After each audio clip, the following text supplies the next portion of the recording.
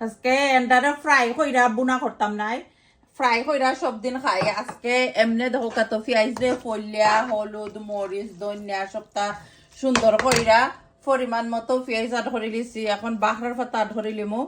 তো বাখরার পাতাটা দিলে খুবই মজা লাগে ফ্রেশ বাখরার পাতা গড়ে থাকলে ফার্স্টে দাঁতা ফাটা সুন্দর কইরা নাইস কইরা মিক্স করে দিলাম গ্রেভির লগে বাখরার পাতা আর এখন আমি ধীরে ধীরে কইরা এগ রইও সেটা করে লিমু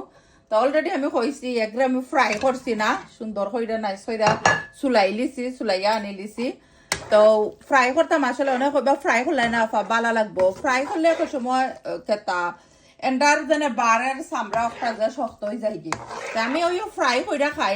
না আজকে ভাবলাম ফ্রাই কইরা খাইতাম না আজকে জাস্ট এমনি খাইমু